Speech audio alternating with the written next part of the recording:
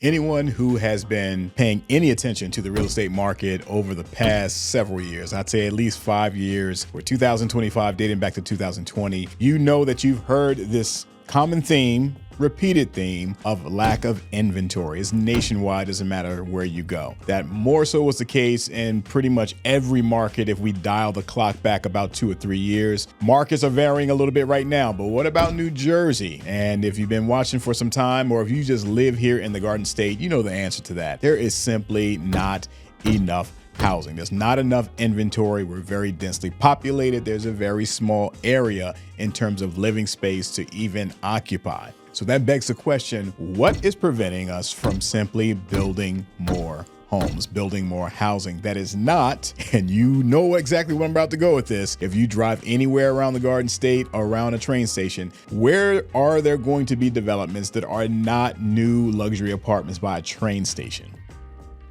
That's what we're waiting for. So we want to answer that question. Why are we not simply building more homes and more that are affordable? Not having a new development where the starting prices are 700, 800, 900,000. That's immediately pricing out so many people who are right there in the middle of the road in this economy. Welcome to New Jersey Living. My name is Corey Jones, licensed real estate agent here in New Jersey with Coldwell Banker, team leader of the New Jersey Living Group, and host of New Jersey Living, the podcast. On this channel, we endeavor to cover all things New Jersey, of course, the real estate market, places to dine, social and entertainment venues, and iconic locations. If any of these things interest you, definitely click like, subscribe, and the notification bell to stay updated on content like this that is coming your way on a weekly basis. So in this episode, we want to dive into that question of what is the big problem? What is the biggest problem with the New Jersey housing market? And we're looking specifically at why is there such an amplified lack of inventory in the Garden State compared to other places in the country. Now, some things we know right off the bat, they are worth mentioning only because some people may not live here or think through as to why we're so densely populated here in New Jersey. Well, first and foremost, geographically, we are one of the smaller states in the Union. We have Connecticut that's a little smaller, Rhode Island, New Hampshire, Vermont. So yes, there are a few states that are smaller than us, but we are among the smallest geographically. Second reason why we are so densely populated is that we are neighboring. Much of our state is neighboring to one of the largest cities and most famous cities in the world, New York City. So a combination of these factors spell out to very, very large numbers of people in a relatively small amount of space. Now, New Jersey, it is relatively small. However, if you live here in the Garden State, you know it doesn't take very long to get outside of New York City. Let's say just 45 minutes of a drive before you are well outside of urban and even suburban areas, and you start to get into mountains, hills, wooded areas, farmland. There are places where there is land, but we don't have development in those locations. So this is what we're going to dive in today as to why do we have a situation where we just cannot build more homes. And this is where we dive into the details. We want to look at what changed the environment at what point in time that led us down this direction where we have increasing population. Yes, I'm sure you've seen online, especially if you watch, anything on social media with any degree of frequency, how New Jersey is one of those states where more people are actually moving out than are moving in. And while yes, that is true, there still is a substantial number of people who are entering the state and the area around New York City. So if you take about I won't even say a 50, if you take a 30 to 35 mile radius of all the locations in New Jersey that are outside of Manhattan, those areas are not really losing a lot of people. All right. So there may be people leaving New Jersey in greater numbers outside of that, but there are more people coming in that. And this is something that I wish I had some data just to throw up at you, but I'm speaking anecdotally, quite honestly, but this is what I see definitely within the real estate market, that if anything goes up for sale, even when it comes to rentals, in terms of quality rentals that are there is high demand for those on a routine basis. So what creates this lack of availability, this low inventory for the state of New Jersey because we have a lot of people. There's a lot of resources that are here. Why aren't we simply building more homes? We have to turn the clock back to 2004. So we have the Highland Water Protection and Planning Act of 2004. This was an act that was passed in the state of New Jersey. And the importance of it was to put regulatory requirements and limits on what lands can be developed. So we're going to flash up a quick map here, and this map is going to show you the Highlands portion of New Jersey, and this is mostly northern New Jersey. And the Highlands has a lot of area that is protected. There are also areas where they fall into that Highlands planning area. So it doesn't necessarily mean it's protected, but from a planning standpoint, if a township or you have a given county that falls into the planning area, there are certain requirements that are going to come with that as well. And more often than not, it's voluntary guidelines that can be followed by that municipality, but that cooperation with those voluntary guidelines translates to state funding, right? So even if you're not in a protected area, but you're in that planning zone, if you will, it's very likely that there's going to be some restrictions there because there's state funding attached to that township voluntarily cooperating with the guidelines. And what is the big deal? What is the why? Obviously, we know that, protecting, there is absolute value, 100% of value in protecting land and preserving open spaces to have natural green spaces that are not interrupted with development everywhere you see. All right, so we take a close look at this map for our Protected and Planning Act. We can see the dark green. The dark green are preservation areas. Any type of development that takes place in these areas has to be approved by the New Jersey EPA, Environmental Protection Agency. Then there are lighter greens. Lighter greens, just looking at that map, I am looking and I myself fall where I live is in one of those light green areas. And those light greens are the planning areas. So this is what I'm referring to when we say that your township has a choice, if you will, as to what to approve, not approve, or to comply with in terms of environmental guidelines, but voluntarily complying also translates into state funding dollars. We don't want to see all of northern New Jersey become some concrete jungle or even a sprawling suburb where there are no more green spaces. I don't think anyone who really appreciates what they see in New Jersey in terms of the diversity of landscapes that we have, I don't think anybody wants that. The reason being is that there's one thing to consider protecting green spaces, which is valuable. There's also the practicality of our water resources. So we're going to flash up another map. So the majority of the water that comes to New Jersey homes throughout New Jersey, northern New Jersey that is, are coming from the Highlands. You can see that there's different shades of blue. We're going to so as we look at the map for the water supply that comes from areas outside of the Highlands. So the dark blues, and it's interesting when you notice these dark blues, that both Newark and Jersey City and Hoboken are the dark blue, the deep blue, I should say, which means 95 to 100% of the water comes from the Highlands. And then there are various areas surrounding the Highlands area that's 75 to 94,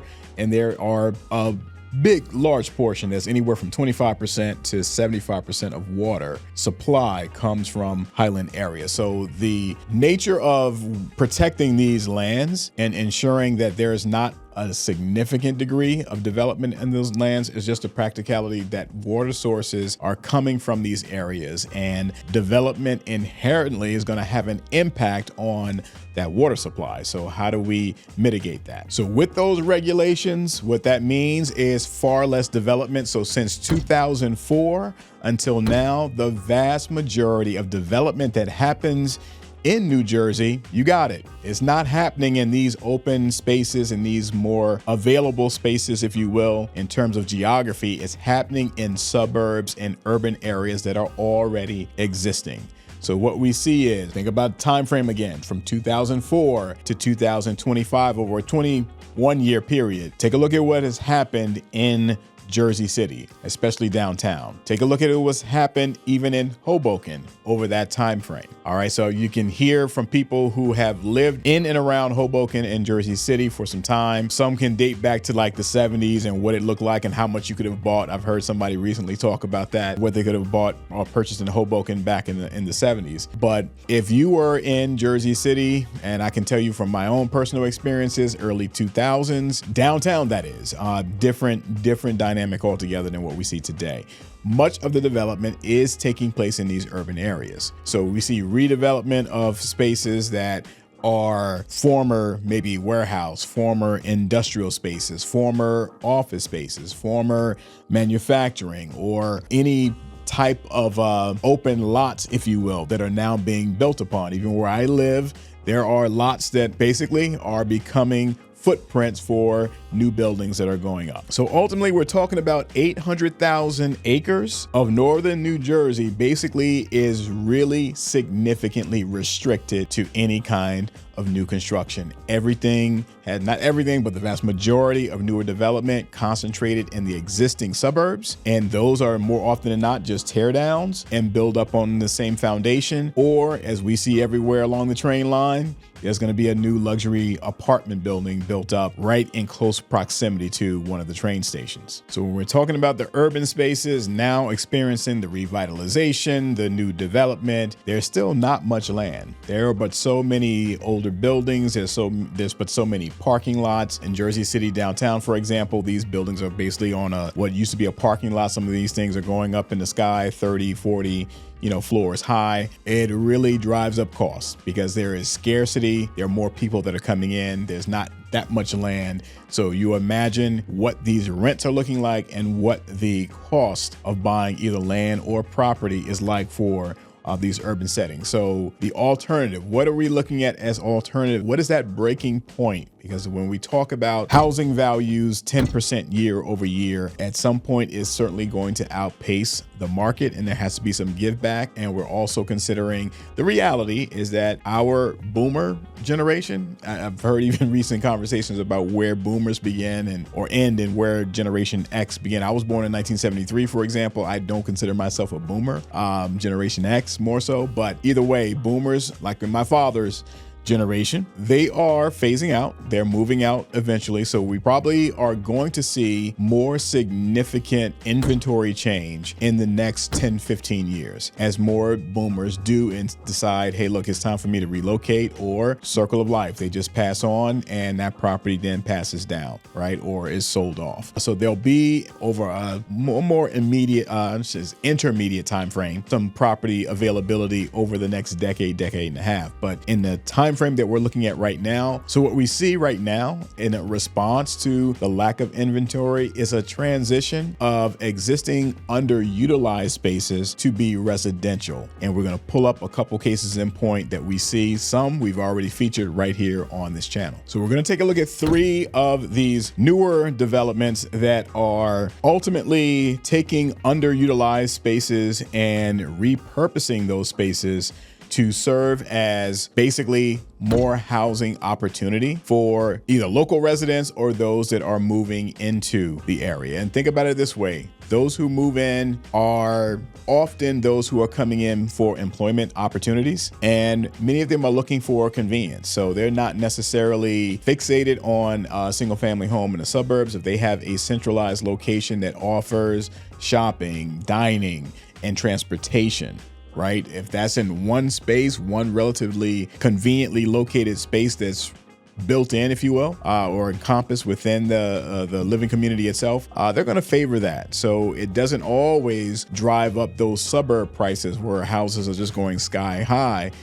Because now there are some alternatives for those who are coming into the region to purchase that may otherwise would have been just competing for everybody else for a home in the suburbs. So the first of the 3 that we're going to take a look at is in West Orange. Going back to West Orange, we had a recent episode when we were talking about big locations that are about to experience that boom, West Orange being one of them, because they have a film studio that has plans for more downtown West Orange as you get a little closer to the orange border. But we have yet again another development in West Orange. This one is Stone Hill at West Orange, and this is reflective of the trends that we are seeing to create more housing, primary thing that I look for when I see these developments is whether they are allocating affordable housing or affordable units for families that are either moderate or lower income. So that's something that tends to be the case with most. There's supposed to be guidelines on providing those with wherever there's new construction, but I've seen that there have been cases where that did not happen. So case in point, Journal Square, that's one of them. But here at Stonehill, this is, if you're familiar with West Orange, there's the ShopRite Center by the AMC Theater. This is by the Essex Green Town Center, which has some recent renovations of its own. We're going to throw up some renderings just to see Stonehill facility and amenities and accommodations look like. So this is really a former office space. So this was office space that was really underutilized, not a lot happening generally in that space. And the plan was to make 423 luxury 1 and 2 bedroom units, 44,000 square feet of amenities, and 130,000 square feet of renovated office space. So we see, if you are familiar with Vermella, if you're in Northern Jersey, you probably really know that name very well. Vermella is another example of these newer apartment complexes that go up, and there's amenities, there's office spaces normally around it. There's normally retail nearby as well. So this is in part an attempt to create more housing opportunity, but the question is always going to remain is how affordable is that housing for the general public, right? So that's one thing that you have to keep in mind. So this was first of 3 that we're going to take a look at. And before we take a look at another 2, I want to make sure I provide a couple resources to both people who are looking to buy and people who currently own a home already. For buyers, going to flash up a QR code for you if you are looking in the market, trying to find that right property or the best opportunity, or just get insights on different locations. This QR code is for you. Definitely reach out to me. I'd be glad to assist in the process. The second QR code for our buying community is the relocation guide for those that are coming in from other regions or maybe internationally. For our homeowners, we have for you a CMA. This is courtesy, has no obligations, no requirements. You just simply need to know your value. So the CMA is a valuation report that gives you an idea of what your current market value is. So we have a QR code for that. And the other QR code for our homeowners is a cash offer. If you're curious, as I call cash curious, about what would an investor give me for my house today if I just wanted to unload it and not go through a process of marketing and whatever you may have to go through if you were putting it on the market. QR code for you as well. We're typically about 48 to 72 hours to get a report over to you, and we'll just, again, provide that as a compliment. No strings attached, no expectations, no requirements. So the second of the 3 examples of some of the current trends in terms of housing developments that are happening in Jersey, we will take a look once again at the Bayfront project in Jersey City. So we're going to flash up some of these renderings as well. And with the Bayfront project, it is still at a place right now where they are clearing ground. That's going to happen relatively soon. I would imagine within the next 2 years, we'll see some real headway into foundation, and as well as a train station coming at some point in time, an extension of the light rail coming all the way to the waterfront. Right now it terminates on the west side, but eventually it's going to come all the way to the waterfront. So the Bayfront project is going to be a substantial investment, a substantial build, something that is probably the largest in scale on the East Coast. All right. So, and this certainly will have affordable housing units for those that are moderate income. You won't have to be a luxury apartment spender to be able to live there, there's definitely value to that. Then you're talking about the retail spaces, the businesses. So you have that residence, and you also have just the green space, the ability to walk along the waterfront, that creates a different aesthetic and a different attraction to that west side of Jersey City that right now does not really exist outside of someone who lives in the Society Hill development and just kind of has activities that they do within that gated community. And our third example of some of these innovative developments is in Eaton, Monmouth County, where we know, as you watched my episode on where the boom is taking place in New Jersey, that boom is definitely coming because it's following Netflix. So Netflix is about to set up shop at Fort Monmouth. So both Oceanport and Eatontown definitely already experiencing a boom. The Kushners have already jumped on top of what is soon to come in terms of that boom in real estate. They are taking, as we are going to look at some renderings here, the Monmouth Mall is currently already being renovated. I'll flash up even a glance from my footage when I was out there preparing for previous episode. It is underway. We are going to be looking at basically a residential space, a retail space, a social entertainment type of built-in community where someone could say, hey, look, I'm gonna have all of my shopping around me. I'm gonna have the convenience of whether it be dining, whether it be entertainment, even ease of transportation. I have it all there. I don't have to really go much of anywhere. So if I'm a retiree and I'm looking to retire and go to that location, or if I'm coming in, I'm working for Netflix and I find this great place that is just 15 minutes away from the Netflix studio. Like, these things are certainly in the sight lines of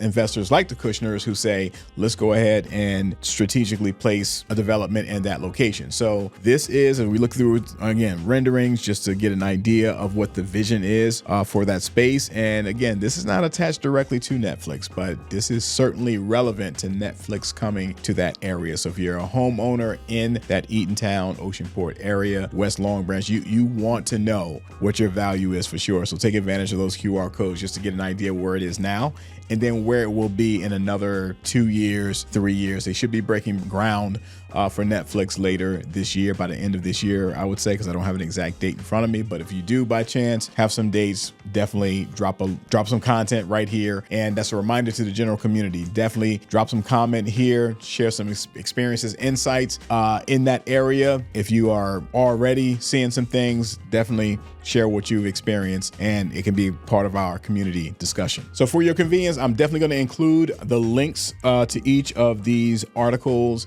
in the YouTube description. So just drop down the description and open any of these and read through for yourself for your own reading pleasure. And in essence, yes, we are having some major challenges in the Garden State because as of right now, there is not lightening of or pullback of regulations for the Highlands development. Is still going to be focused on the lowlands plains areas, which are closer to the coastline into New York City. So there's not a lot of relief as of right now, but what we can say is that opportunities do exist. And I say that from someone who is a realtor and an investor, is that there are always opportunities in the marketplace if you have the plan, the vision, and the time frame to execute. So there's an upcoming episode that we're going to have very soon on one of the opportunities or one of the methods you can take to really pursue an affordable option for a home and still have the home that you really want to call yours for years to come. So keep your eyes open for an upcoming episode on that. So in the meantime, I want to thank everybody again for tuning in once again to joining this conversation and experience about living in New Jersey. So in the meantime, stay safe and stay tuned to New Jersey Living.